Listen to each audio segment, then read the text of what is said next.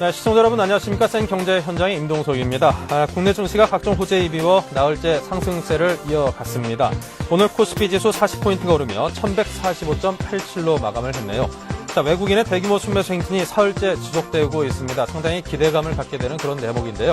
자, 장중 한때 1155까지 올라 지난달 이래 장중 최고치를 기록하기도 했습니다.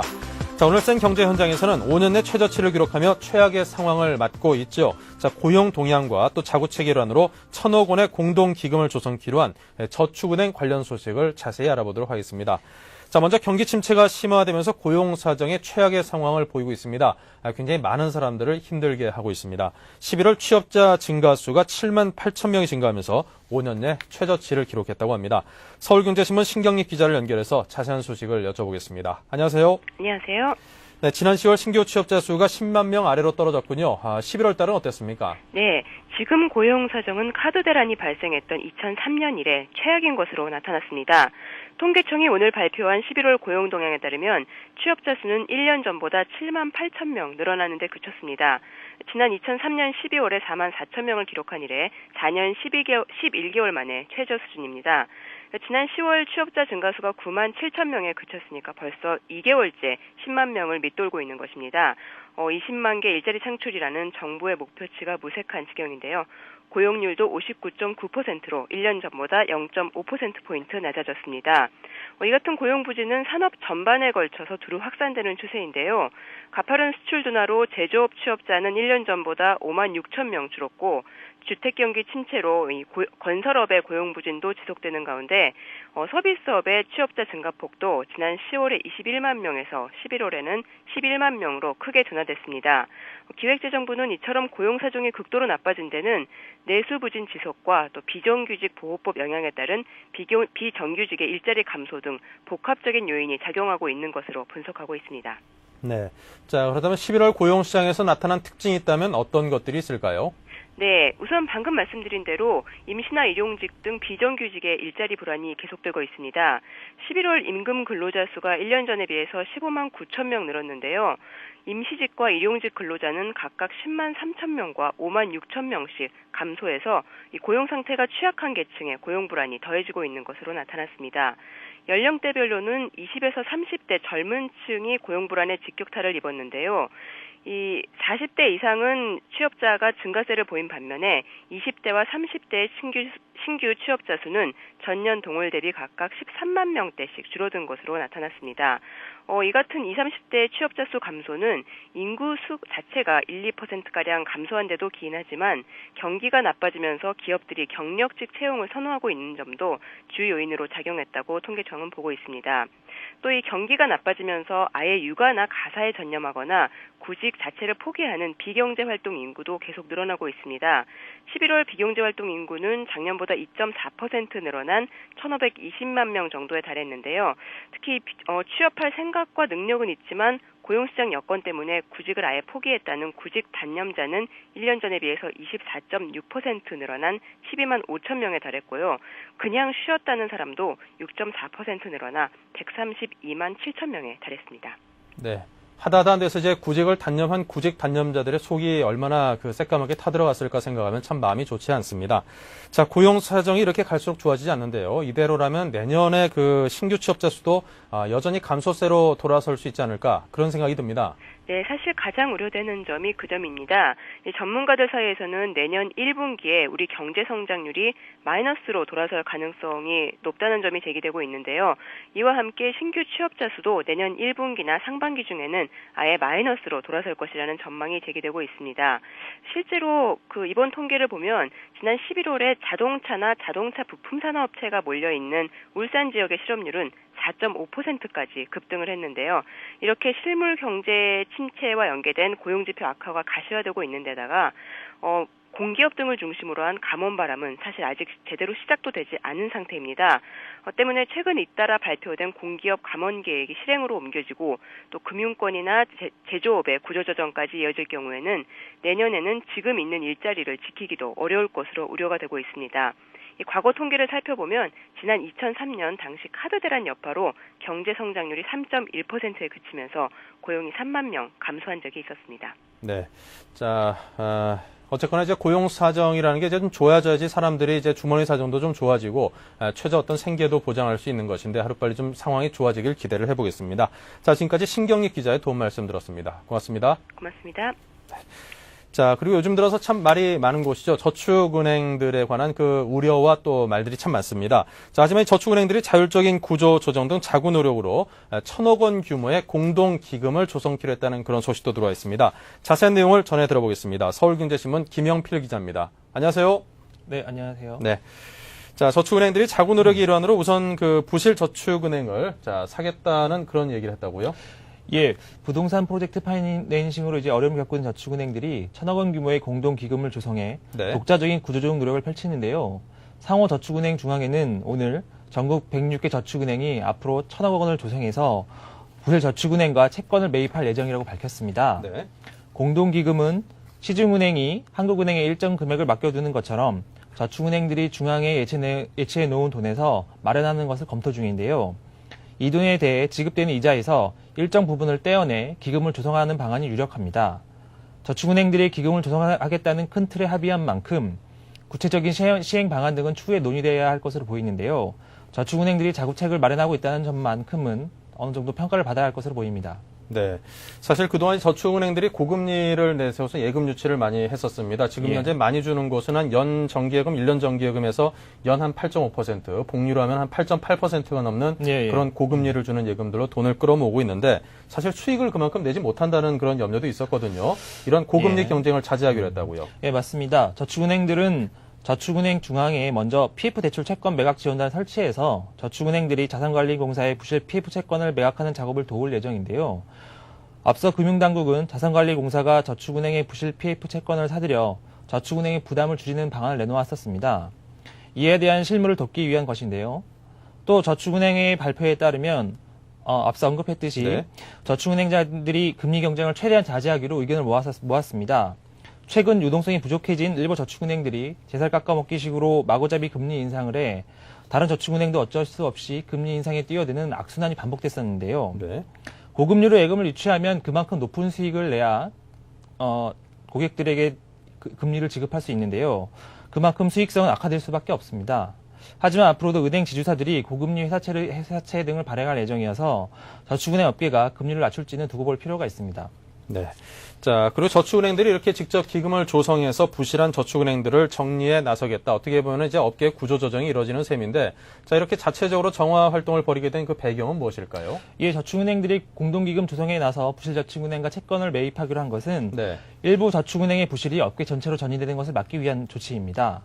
당장 지금만 해도 전북의 2곳, 제주의 1곳 등의 저축은행 등이 적기시정 조치 대상으로 분류돼 있고, 향후 부실이 우려된 저축은행도 상당히 많은데요. 저축은행이 잇따라 문을 닫으면 저축은행 업계 전체에 대한 이미지가 굉장히 안 좋아지고 부동산 PF 대출의 경우 저축은행들이 공동으로 함께 대출을 한 경우가 많아서 일부 저축은행이 문을 닫으면 다른 저축은행도 큰 영향을 받을 수밖에 없습니다. 그래서 이런 조치를 내놓게 된 것인데요. 또 자산관리공사에서 부동산 PF를 매입해주는 대신 캠코의 자금 조달 비용과 관리 수수료 등으로 저축은행이 내야 할 돈이 채권금액 기준으로 연 10% 안팎으로 높은 수준이어서 부담이 참 많이 되고 있습니다. 그래서 저축은행들 직접 기금을 조성해 지원에 나서게 된 배경으로 보입니다. 네. 자, 이 1,000억 원의 그 기금이라는 그 규모 자체가 과연 지금 워낙 큰 돈들이 언급이 되고 있으니까 이 1,000억 원이 과연 이게 무슨 역할을 할 수 있을 정도의 규모인가 하는 의문도 언뜻 들긴 합니다만 하지만 그래도 반가운 소식으로 받아들이고 싶습니다. 자, 그럼 앞으로 구체적인 일정은 어떻게 진행이 되나요? 예, 기금이 조성돼서 본격적인 활동에 들어가는 것은 내년 1월 정도가 돼야 할 것으로 보이는데요. 저축은행 업계에서는 약 2년에 걸쳐서 1,000억 원을 모은다는 방침입니다. 그래서 당장 부실저축은행이 생겨서 이걸 인수해야 할 경우나 부실 채권을 매입해야 할 경우에는 어떻게 하느냐는 문제가 생깁니다. 따라서 적립금액을 어떻게 탄력적으로 운용해 적시에 기금을 쓸 수 있을지가 중요한 문제인데요. 이에 대한 로드맵과 대책 마련이 시급한 것으로 보입니다. 네. 자, 한 가지 궁금한 게 이제 금리 경쟁하는 걸 좀 자제하기로 했다라고 하면은 지금이라도 빨리 고금리 예금에 좀 들어두는 게 소비자 입장에서는 좋은 선택일 수 있을까요? 예, 맞습니다. 금융감독원이 지금 금리를 낮추라고 저축은행들에게 지도를 하고 있습니다. 그래서 지금이 고금리 예금에 가입할 수 있는 정말 막차라고 생각이 되는데요.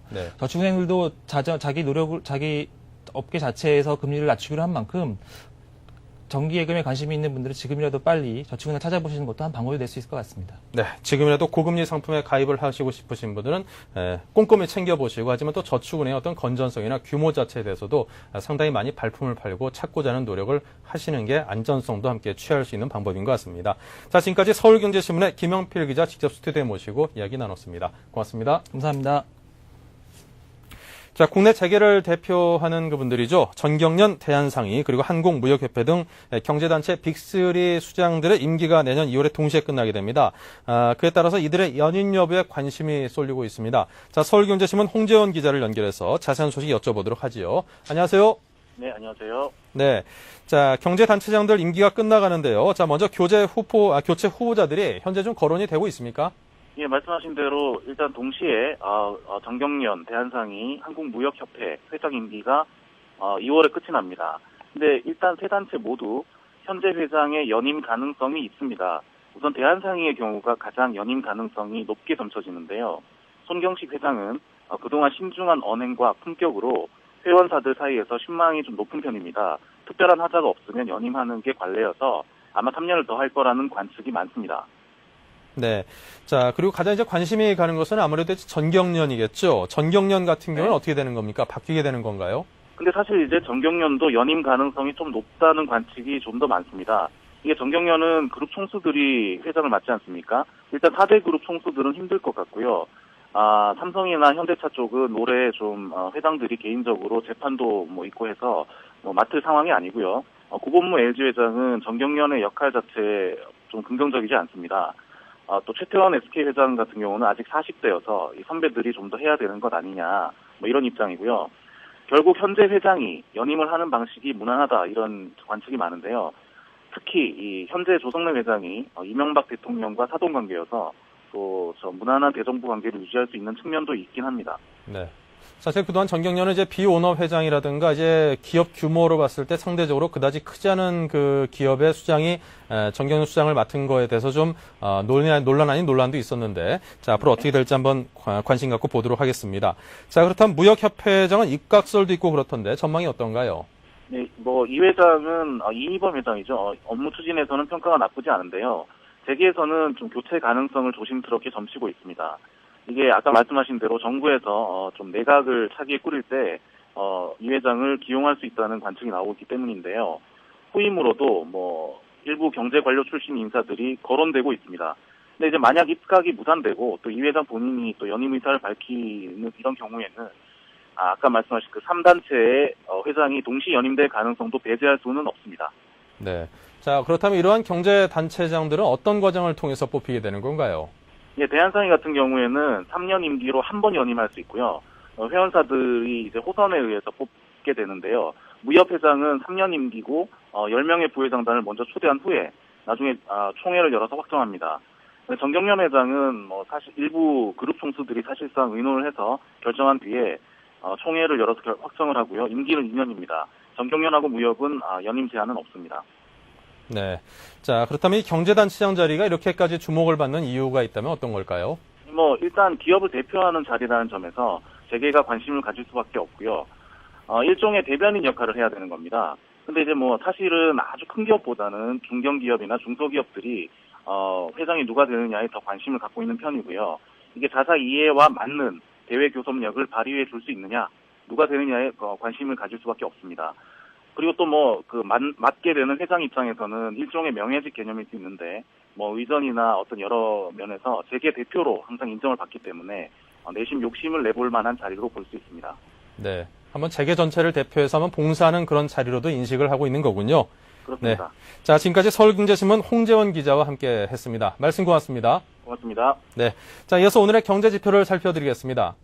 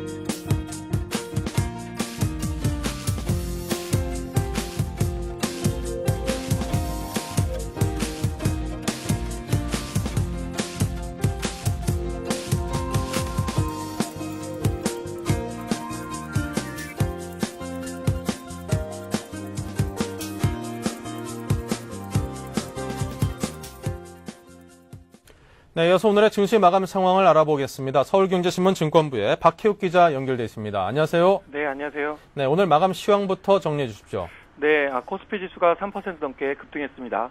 10일 코스피 지수는 전날보다 40.03포인트 오른 1145.87포인트의 장을 마치며 나흘 연속 상승세를 이어갔습니다. 뉴욕 증시가 단기 급등 부담으로 사흘 만에 하락했다는 소식에도 불구하고 코스피 지수는 큰 폭으로 상승했는데요. 특히 프로그램 매매에서 5천억 원이 넘는 물량이 유입되며 지수 상승을 이끌었습니다. 여기에 외국인은 3,470억 원 매수 우위로 4일 연속 순매수를 기록했고, 이에 반해 개인은 8천억 원에 가까운 물량을 정리하며 차익 실현에 집중하는 모습이었습니다. 네, 자 이렇게까지 오늘 우리 시장이 급등한 요인은 무엇일까요? 네, 이날 장중엔 미국 의회가 자동차 빅3 구제안에 합의했다는 소식이 전해졌는데요. 관망세를 나타내던 외국인은 이 소식이 전해지자 곧바로 순매수로 전환했습니다. 원달러 환율이 나흘 연속 하락한 점도 호재로 작용했고요. 이날 급등엔 특히 수급이 더욱 큰 영향을 미쳤는데요. 앞서 말씀드렸듯 선물 옵션 동시 만기를 하루 앞두고 프로그램 매매에서 5천억 원이 넘는 순매수 물량이 나오면서 지수 급등을 이끌었습니다. 지수가 급등했지만 전망이 좋지만은 않은 상황인데요. 만기일 물량 부담이 그만큼 늘었기 때문입니다. 전문가들은 일단 내일로 예정된 선물 옵션 만기 결과를 확인하고 추가 대응할 것을 권유하고 있습니다. 네. 자, 연말 이런 유동성 장세의 출현 여부를 두고 논란이 많이 있고 있는데요. 자, 어떻습니까? 분석이 어떻습니까? 네. 국내 증시가 약세장에서도 꿋꿋이 상승하는 모습을 보이면서 지속성에 대한 관심이 뜨겁습니다. 일부 전문가들 사이에선 비록 실물 경기가 악화되고는 있지만 외국인과 기관이 수급 공백을 메워주면서 단기 유동성 장세가 당분간은 이어질 것이라는 전망이 나오고 있는데요. 그러나 대다수 전문가들은 본격적인 유동성 랠리에 진입하기는 아직 멀었다는 의견을 내놓고 있습니다. 본격적인 유동성 장세가 시작되기엔 아직 자금 시장 여건이 좋지 못하기 때문인데요. 전문가들은 각국 정부가 푼 돈이 제대로 위력을 발휘하기 위해서는 시중 유동성 증가와 함께 회사채 금리도 하락세를 보여야 한다고 분석하고 있습니다. 이에 따라 당분간 시장의 관심은 실물 경기보다는 시중금리 방향과 외국인 투자자들의 국내 주식 매수세의 지속성 여부에 초점을 맞추는 전략이 유리할 것으로 보입니다. 네. 자, 박혜욱 기자로부터 오늘의 증시 마감 상황과 그리고 그에 따른 분석을 들어봤습니다. 오늘 돈 말씀 고맙습니다. 네, 감사합니다. 네. 생경제현장 잠시 후에서 뉴스 단신을 이어가겠습니다.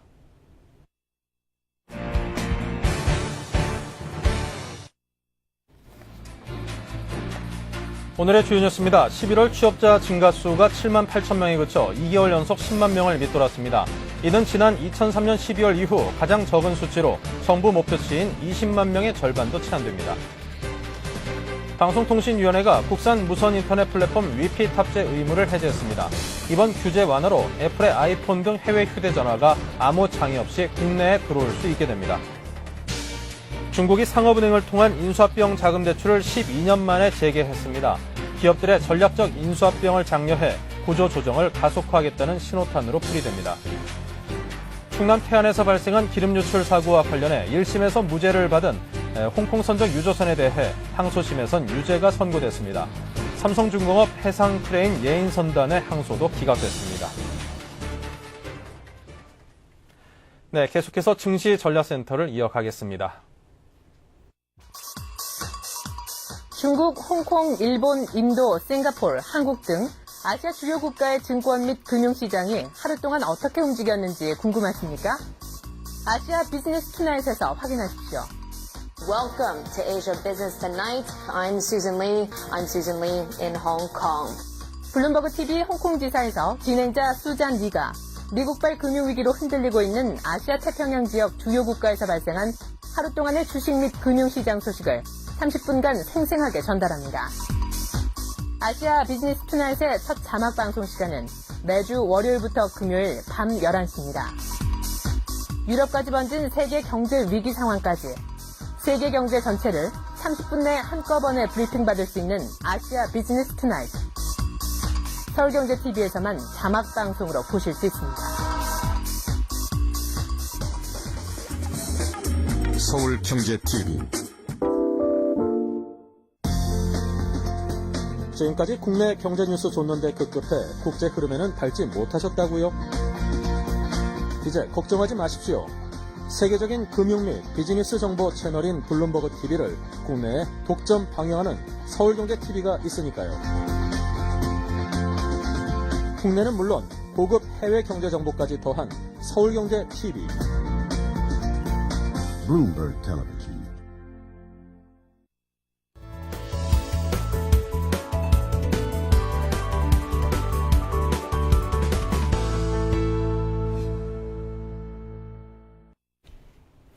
네, 증시전략센터를 이어가겠습니다. 굿모닝 신한증권 상규성 지점장을 모셨습니다. 안녕하십니까? 안녕하십니까? 네, 먼저 코스피 지수가 오늘 급등을 했습니다. 이번 주 내내 우리 증시가 상승세를 보이고 있어서 투자자들이 모처럼 방긋 웃고 있는 그런 장세인데요. 자, 먼저 오늘 장 정리부터 해주시죠. 네, 오늘은 시장이 상쾌하게 큰 폭의 상승세를 보였습니다. 네. 오늘 기관과 외국인이 쌍끌이 장세를 이어간 하루였는데요. 오늘 아침에 오늘 시장은 뉴욕 증시 하락 영향으로 장 초반에는 보합권에 머물렀습니다.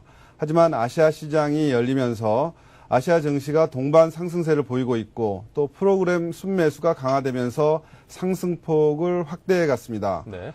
조금 전에 말씀드렸듯이 기관과 외국인의 쌍끌이 매수세가 이어지면서 장중 1150포인트를 돌파하기도 했습니다. 하지만 종가는 40포인트가 상승한 1145포인트로 마감을 하였습니다. 네. 자, 그렇다면 오늘 장의 업종별 특징, 그리고 또 특징적인 종목들이 있다면 어떤 것들이 눈에 띄던가요? 예, 최근에 기관과 외국인이, 기관이 장을 끌어가는 그런 모습인데요. 오늘 또 은행주들이 상당히 강세를 보였고요.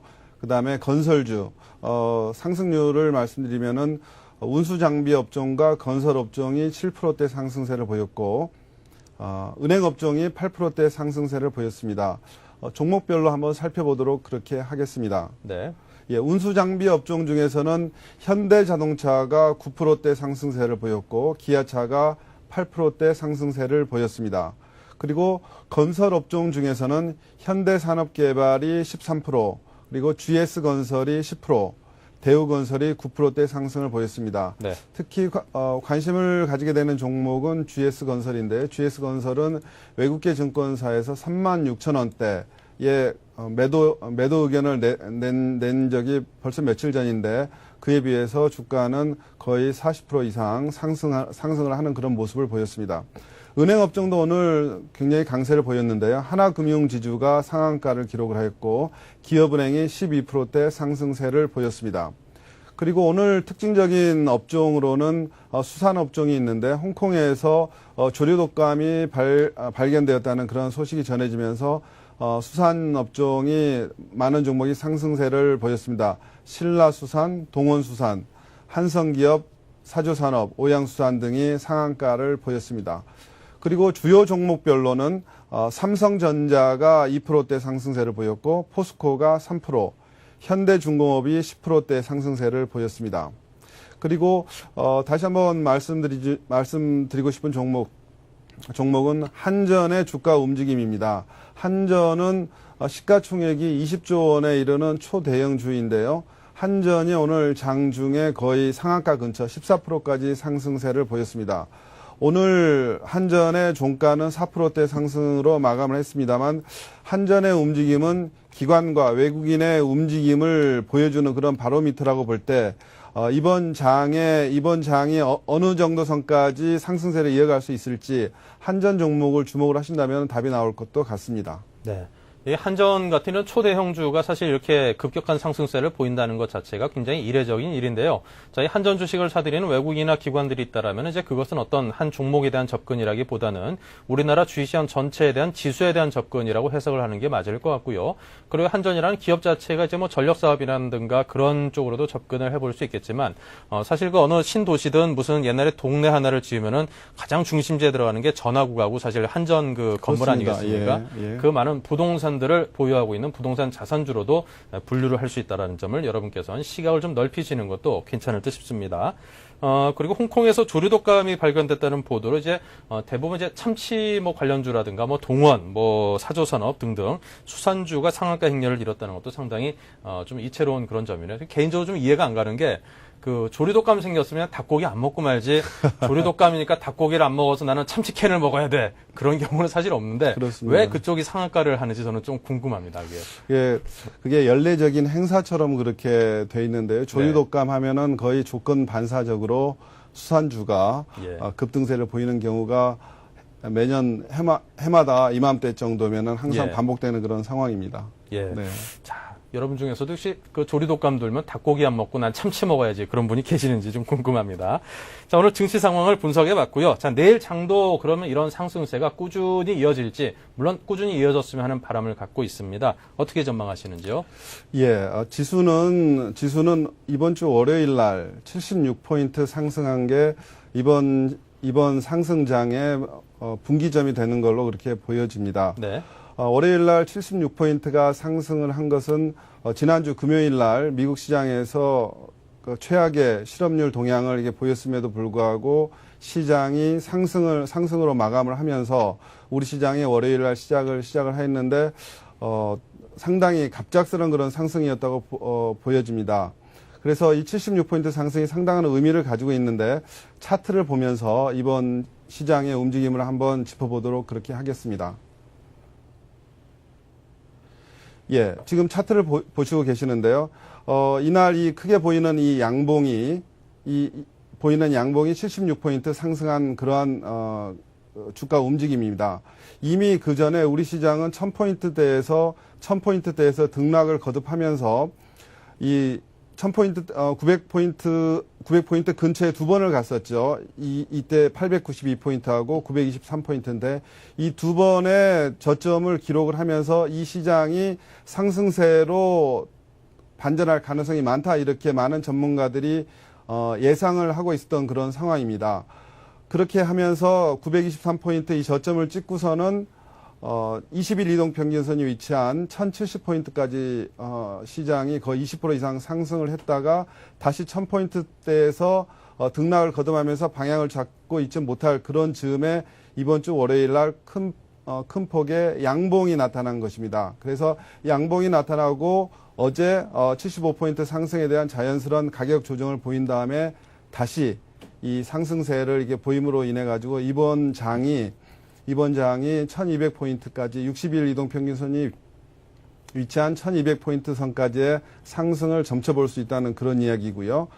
또 하나 더 간접적으로 이렇게 지켜볼 수 있는 점이 항상 이 거래량의 지표입니다.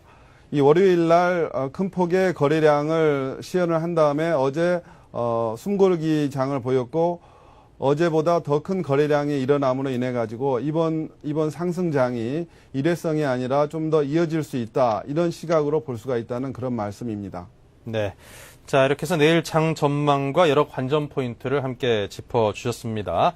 자, 그렇다면 이제 투자자들이 관심을 가질 만한 그런 기업들이 아무래도 이런 상승 장세에서는 이제 어떤 투자에 관해서 관심을 기울이는 분들도 많이 계실 테고, 그분들의 이제 관심이 좀 효율적으로 압축될 수 있게끔 그 관심 가질 만한 그런 가치를 갖는 기업들에 대해서도 한번 정리를 해 주실 필요가 있어 보이는데요. 네네. 조금 전에, 종합주가지수를 보면서, 차트를 보면서 장을 잠시 말씀드렸습니다만, 향후에도 좀 더 이게 주목해야 될 그런 점들을 몇 가지 더 짚어보고 싶은데요. 오늘 또 개인과 기관 외국인 간의 움직임이 굉장히 대별되는 그런 모습을 보였습니다.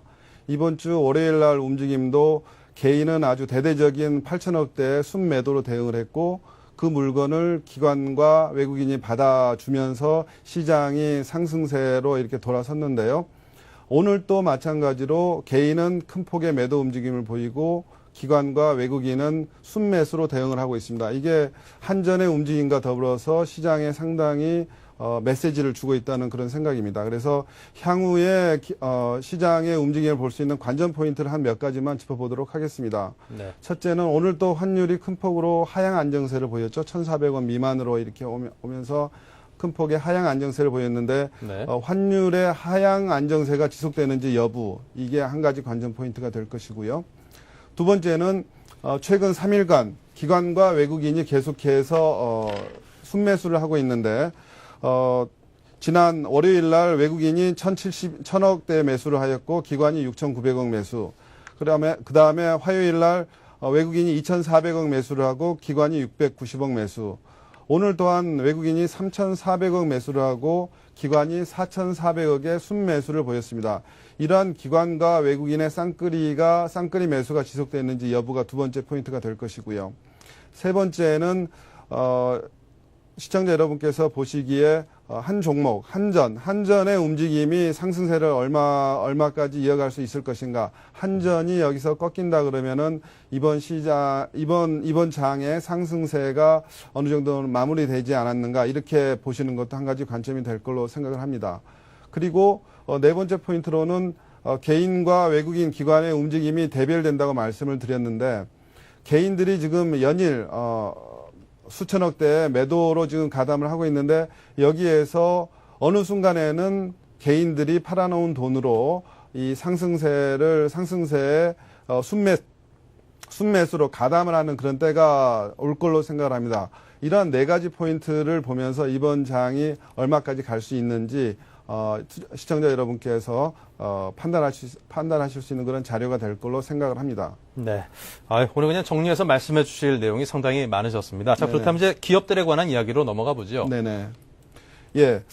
최근에 기업들에 대해서는 몇 가지 종목을 관심 있게 지켜보고 있는데요. 신한지주, 그 다음에 효성, 현대제철, 현대해상화재 이런 네 가지 종목 정도를 보고 있는데 최근에 가장 관심을 가지게 되는 종목이 은행업종입니다. 은행업종이 건설업에 대한 그 부동산 PF 부담이라든지 이런 걸로 그다음에 BIS 비율이 하락을 하고 있다는 그런 걸로 해가지고서는 상당히 하락세를 보였는데 최근의 상승세는 거의 놀랍습니다. 신한지주 기준으로 보면은 23,000원대까지 그 불안이 가장 증폭이 되면서 23,000원대까지 갔던 주식이 오늘 35,000원대까지 거의 지금이 그 약세장 중에 그 반등장이라고 보여집니다만 이러한 주요 종목 시가총액이 큰 종목이 거의 23,000원 대비 35,000원 하면은 거의 50% 이상 수익을 내고 있는 그런 굉장히 탄력이 큰 장이라고 보여지고요. 두 번째로는 효성 같은 경우도 토탈 에너지 기업으로 화섬으로 시작한 기업입니다만 토탈 에너지 발전 관련 기업으로 자리매김을 하고 최근에 주가가 하락할 때마다 대주주들이 주식을 순매수에 가담을 하고 있거든요. 이런 것도 투자자들한테 굉장히 좋은 영향을 미치면서 주가가 상승세를 지속을 하고 있고요. 그다음에 현대제철 같은 경우도 철강 관련해서 그동안에 오버솔드 돼 있던 그런 부분들이 중국에서 대규모 SOC 투자 이런 걸 발표를 하면서 현대제철 철강주가 포스코를 비롯해서 상당히 상승세를 보이고 있고 제가 오늘 말씀드리고 싶은 종목은 현대해상도 관심 종목인데 현대해상에 대해서도 간단하게 말씀을 드리고 싶습니다. 네. 자, 신한지주 금융주이고, 그리고 효성과 현대제철, 지주사라고도 표현할 수 있겠고, 현대제철은 이제 철강주라고도 볼 수 있겠죠. 더군다나 이제 대주주들이 이제 자사주를 매입을 한다는 것은 어떻게 보면 굉장히 긍정적인 시그널로 받아들일 수 있는데, 요즘같이 이제 주가가 워낙 급락을 하는 이런 식의 효성 같은 경우는 이제 효성그룹의 현 회장인 조성래 회장의 세 아들인 조현문, 조현준, 조현상 이 세 그 아들들이 지분을 꾸준히 매입해서 늘리고 있다는 것에 대해서도 한번 긍정적인 시그널로 해석해 볼 수 있는 부분이 있지 않을까 한번 연구해 볼 가치는 있어 보입니다. 자, 그렇다면 현대해상을 말씀을 해 주시겠다고 했는데요. 자, 손해보험사 주로 자동차 보험을 하는 곳이죠. 그렇습니다. 하이카라고 해서 여러분들이 많이 알고 있는 그런 자동차 보험, 화재 보험 회사인데요. 네. 첫째는 제가 보는 포인트는 내수주라는 그런 점이 장점입니다. 경기가 어려워도 자동차 보험은 다들 이게 가입을 해야 되는 그런 상황이고요. 보험에 가입을 하지만은 경기가 어려워지면은 자동차 이동이 적어질 것입니다. 그렇다면 사고율이 낮아지면서 자동차 보험의 손해율이 낮아질 것이고 이것은 현대해상화재의 이익이 개선되는 그런 모멘텀으로 작용을 할 걸로 생각을 합니다. 두 번째로는 손보사들 중에서 삼성화재를 제외하고 가장 높은 성장성과 안정성을 보유를 하고 있습니다. 그래서 삼성화재를 제외한 나머지 보험사들 중에서 탑픽 종목으로 꼽히는 그러한 종목입니다. 그리고 세 번째는 밸류에이션상의 매력이 부각이 되고 있습니다.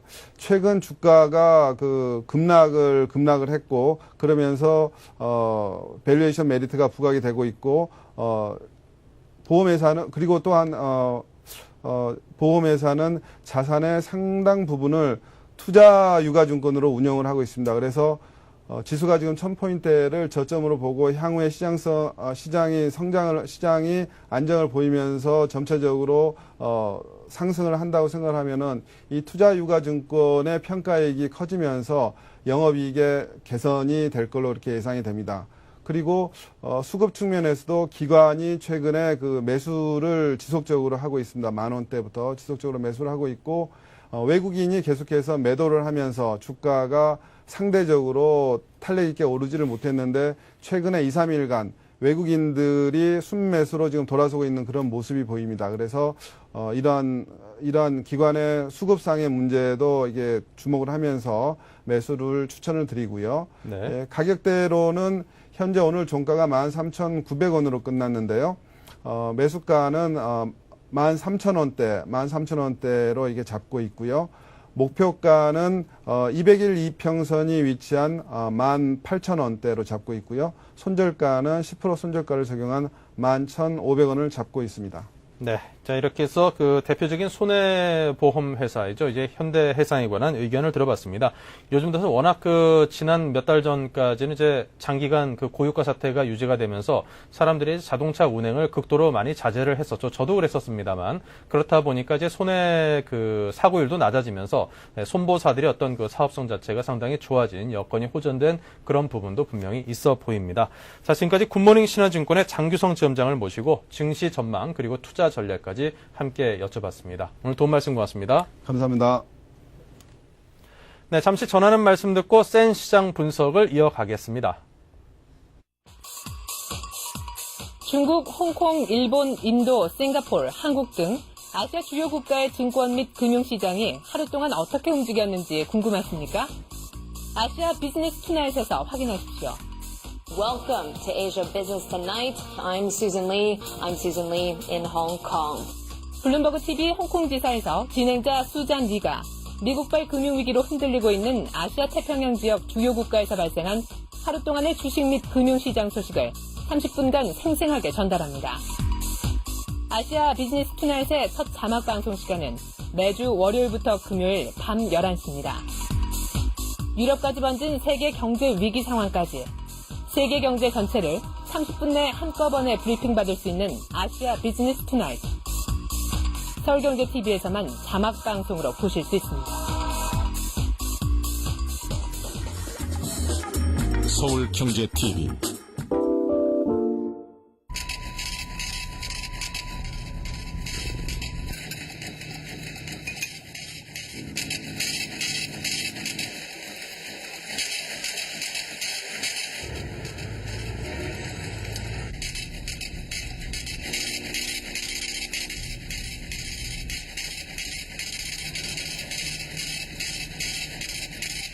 에너지는 당신의 현금입니다. 공익광고협의회. 지금까지 국내 경제 뉴스 줬는데 급급해 국제 흐름에는 밟지 못하셨다고요? 이제 걱정하지 마십시오. 세계적인 금융 및 비즈니스 정보 채널인 블룸버그 TV를 국내에 독점 방영하는 서울경제TV가 있으니까요.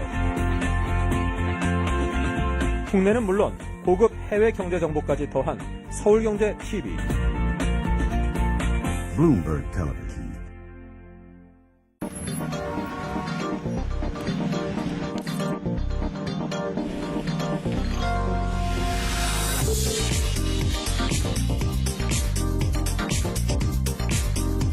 블룸버그 TV 국내 독점 채널 서울경제TV.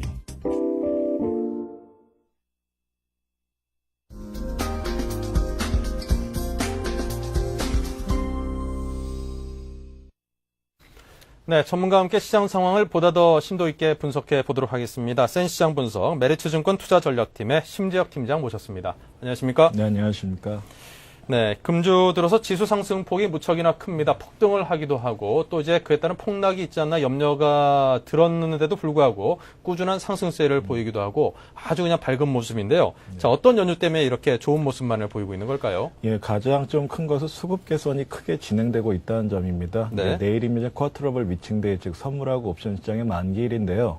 그럼에도 불구하고 프로그램 매수세가 급격하게 매수세가 유입이 되면서 지수의 반등을 갖다가 견인하고 있습니다. 또한 원달러 환율의 급격한 하락폭도 역시 외국인 투자자의 입장에서 긍정적으로 작용하고 있습니다. 금일 같은 경우에는 환율 하락폭이 굉장히 크게 나타났는데요. 이에 따라서 원달러 환율이 1,300원대까지 하락했고요. 결과적으로 본다면 이런 하락세는 외국인들이 매도보다는 한국 증시 시장에서 매수세로 전환할 수 있는 계기가 되고 있습니다. 마지막으로 본다면 빅3, 즉 미국의 자동차 업계죠. 이 빅3에 대해서 미국 정부가 이제 구제안을 갖다 합의했고 향후에 대해서 향후 자동차 산업이 좀 더 개선될 가능성이기 때문에 이같이 크게 한 세 가지에 대한 모멘텀이 작용하면서 지수의 반등세를 갖다 이끌었다 볼 수가 있고요. 유동성 관련 지표가 좀 많이 있습니다. 근데 결론부터 말씀드리면 전 세계의 이제 자금 경색에 대한 리스크가 점차 해소가 되면서 현재 상황에서는 유동성, 즉 돈에 의해서 지수가 올라갈 수 있는 그런 바탕을 갖다 마련하고 있고요. 미국의 이제 신정부의 뉴딜 정책이라고 있습니다. 신뉴딜 정책이라고 하는데 이 정책이 돈을 기반으로 해서 전체적인 경제와 그리고 주식시장을 살릴 수 있는 모멘텀 역할을 하고 있기 때문에 연말 상황이 좀 기존에 좀 안 좋게 예상했습니다. 근데 전체 상황에서는 전체적인 장의 주변 변수를 봤을 때 연말을 들어서 아마 지수 상승세가 좀 더 이어질 공산이 있지 않을까라고도 예상할 수가 있습니다. 네. 자, 오늘 또 미국에서는 자동차 업체 구제안에 대한 그 합의 소식도 들려왔습니다. 자, 이것이 과연 우리 주식시장에 미치는 영향은 무엇이었을까요? 우선 가장 중요한 것은 자동차 업계가 만약에 파산이 나거나 자동차 업계의 경쟁력이 없어져서 미국의 자동차 업계 자체가 흔들린다면 결과적으로 본다면 미국의 실업률이 올라갈 수밖에 없고 실업률의 증가는 개인 소득이 감소하기 때문에 소비 역시도 둔화될 수밖에 없습니다. 소비의 둔화는 기업의 매출 감소로 이어져서 미국 경제 자체로 본다면 경제 침체 공황 상태로 들어갈 수 있는 가능성이 굉장히 컸고요. 주식시장 입장에서도 좀 실적 악화에 대한 부담이 컸던 변수 중에 하나입니다. 근데 여기에 대해서 백악관 관계자가 자동차 빅 3사에 대해서 추가 지원을 갖다가 합의했고 그 핵심적인 내용에 대해서 어느 정도 원칙을 갖다 마련을 했습니다. 물론 이러한 상황이 향후에 이제 국회를 갖다 통과한다거나 아니면 실무적인 입장에서 봤을 때 좀 더 조정이 되거나 아니면 추가적으로 나올 수 있는 상황들이 아직은 많은데요. 그렇더라도 우선 전체 모양새가 좀 마무리가 됐다는 점에서 본다면 주식시장에서는 좀 긍정적인 반응이 나오고 있다고 볼 수가 있습니다. 한국 증시 입장에서도요. 한국은 역시 수출업체입니다. 그래서 대미 수출과 관련해서 자동차 그리고 자동차에 관련된 기계 업종들에 어느 정도 타격이 있다고 예상을 했었는데 현재 구간에서는 이 같은 타격이 좀 더 완화되거나 이제 좀 소멸될 가능성이 있다는 기대감이 좀 작용을 하고 있고요. 현재 상황에서 본다면 제조업체들의 실적이라든가 펀더멘탈 상황이 악화되지 않는다는 그 하나만으로도 시장에서 좀 긍정적인 자격이 좀 나오고 있다고 판단하고 있습니다. 네. 자, 그리고 업종별 순환매가 무척이나 빠르게 진행이 되고 있습니다. 그리고 이제 쿼드러블 위칭데이를 앞두고 이 같은 증시의 특징을 해석을 해봐야 될 텐데, 자, 우리 투자자 여러분이 아니 이거 트리플 위칭데이는 들어봤어도 쿼드러블 위칭데이는 뭐야? 또 이런 분들도 계실 텐데 앞으로 네. 증시의 흐름이 어떻게 될런지요? 우선 트리플 위칭되는 세 가지의 선물 옵션 만기일이 같이 모여지는 현상을 말하고요. 네. 쿼드러블 위칭은 네 가지입니다. 네 가지의 파생 상품의 만기가 몰려 있는 것이 바로 내일인데요. 내일 이렇게 만기가 이제 집중된 상황에서는 프로그램 매물 출회가 보통 상당히 많았습니다. 그리고 12월 연말에는 사실 과거 패턴을 본다면 3월, 6월, 9월보다도 네 번째 해당되는 12월 달에는 매물 출회는 그 상대적으로 적은 측면이 있었지만요.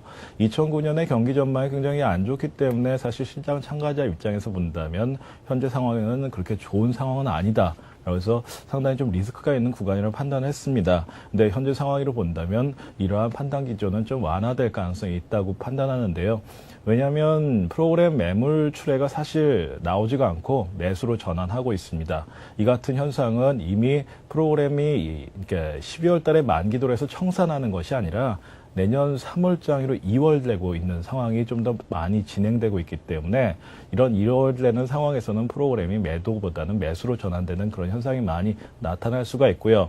또 앞서 말씀드렸듯이 현재 유동성 관련된 지표가 굉장히 완화되고 있습니다. 이런 완화되는 상황에서 미국의 정책 관련된 그런 업종이라든가 종목들, 특히나 중공업이라든가 기계업종, 그리고 철강이라든가 건설업종들의 상승세가 나타나는데 이러한 상승세가 결과적으로 본다면 절대적인 수익률 면에서 연말에 각 기관들이 펀드 수익률이 올해 2008년도가 굉장히 안 좋습니다. 그래서 2009년도를 앞두고 이제 회계 결산을 하게 되는데 2008년도가 이제 남은 날이 며칠 안 남았기 때문에 이 구간에서 국내 투신사들이라든가 아니면 기관들이 최대한 수익률을 갖다 얻어내려고 노력을 할 것입니다. 그런 노력을 하기 위해서는 주식을 살 수밖에 없는 구간이 나올 수가 있는데요. 현재 상황에서는 이러한 기관들의 매매 패턴 자체가 프로그램 매수세로 이끈다고 판단할 수가 있습니다. 세 번째는 이제 배당 수익률을 좀 봐야 됩니다. 그동안에는 배당 수익률에 대한 기대감이 좀 있었는데요. 현재 상황에서는 한국 제조업체들의 순이익 자체가 좀 감소되고 있기 때문에 예상했던 것보다 배당 수익률이 그렇게 높지는 않을 수도 있다라는 판단 때문에 오히려 이거보다는 배당 수익을 갖다 기대하는 것보다는 아예 저평가 구간에 있는 주식을 갖다 사자라는 그런 매매 패턴이 작용하고 있습니다. 이상의 세 가지가 작용하면서 쿼트러블 위칭데이를 하루 앞두고 있는 상황에서도 매물 출회에 대한 부담보다는 프로그램 매수세가 급격히 유입되는 그런 양상이 진행되고 있고요. 내일 이제 당장 만기일이긴 한데요. 만기일이라든가 만기일 후 폭풍에 대한 염려감은 사실상 기존의 우려감보다는 상당히 좀 완화되거나 오히려 지수 상승세를 좀 더 견인할 가능성이 있기 때문에 좀 긍정적인 입장에서 접근하는 것이 좋다고 판단하고 있습니다. 네. 오히려 쿼드러블 위칭데이 이후 긍정적인 국면을 예상해 볼 수 있다. 이렇게 굉장히 긍정적으로 예상을 해 주셨습니다. 자, 그렇다면 요즘 들어서 이제 또 원달러 환율의 하락폭이 크게 진행이 되고 있습니다. 그 원인과 또 향후 전망도 함께 짚어주시죠. 아무래도 가장 큰 원인이라고 볼 수 있는 것은 원달러를 보실 땐 같이 이제 보셔야 되는 것이 엔달러입니다. 네. 즉 엔달러가 하락하고 원달러가 상승할 때는 이것은 이런 현상을 두고 봤을 때는 엔캐리 트레이드가 빠르게 청산되고 있다라고 판단하고 있는데요. 금일 같은 경우에 반대로 나왔습니다. 원달러 환율은 하락했고요. 엔달러 환율은 상승했습니다. 이 얘기는 앞으로 엔캐리 트레이드 청산이 어느 정도 진정될 가능성이 있겠다라고 판단할 수가 있고요. 이 같은 판단은 결과적으로 본다면 주식시장에서 외국인의 매도세가 매수로 바뀔 수가 있고요. 원달러 환율이 안정이 되면서 한국 주식시장에 대한 평가가 좀 더 긍정적이거나 수급 개선 가능성이 높아진다고 볼 수가 있습니다. 그래서 이런 상황 자체로 놓고 본다면 앞으로 이제 미국의 신뉴딜 정책도 있고요. 그 다음에 앞서 말씀드린 기관들의 수익률 재고를 봤을 때 향후 연말까지 남겨준 상황에서 원달러 환율은 좀 더 하락세가 이어질 공산이 좀 높다라고 보고 있고요. 이 같은 환율의 안정은 주식시장엔 좀 긍정적인 역할을 할 수 있다라고 판단하고 있습니다. 네, 자, 이런 환율의 안정은 주식시장뿐만 아니라 우리 경제 전반에도 상당히 긍정적인 역할을 해주겠죠.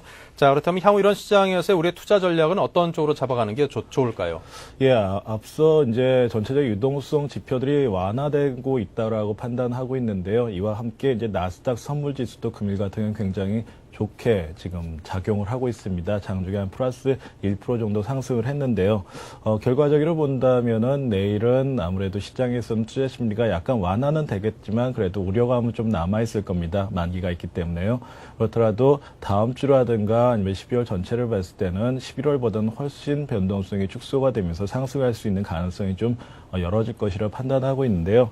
현재 저희가 봤을 때 2008년입니다. 2009년이 아니고 2008년에 EPS 전망과 그리고 GDP 성장률 펄을 갖다 감안했을 때 코스피의 적정 수준 한 1300 정도가 적정 수준의 레인지되었다라고 판단을 하고 있었습니다. 그런데 변동성이 너무 급격하게 악화가 됐기 때문에 그동안 여기까지 올라오질 못했는데요.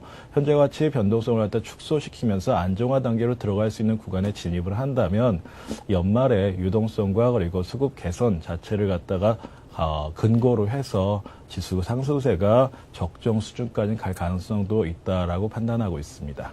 네, 자 이렇게 해서 앞으로 투자 전략까지 함께 도움 말씀 청해 들어봤습니다. 지금까지 메리츠증권 투자전략팀의 심재엽 팀장의 도움 말씀이었습니다. 고맙습니다. 네, 감사합니다. 네, 요즘 반갑게도 원달러 환율이 하락세를 보이고 있고요. 점점 안정돼 가고 있죠. 그리고 외국인들이 매수세를 보여주고 있습니다. 이래저래 상당히 긍정적인 요인들이 요즘 발생을 하고 있는데요. 우리 주식시장 앞으로도 지금처럼 이번 주처럼 강한 모습을 꾸준히 좀 보여줬으면 하는 그런 바람을 조심스럽게 가져봅니다. 자, 저희는 여기서 인사드리겠습니다. 고맙습니다.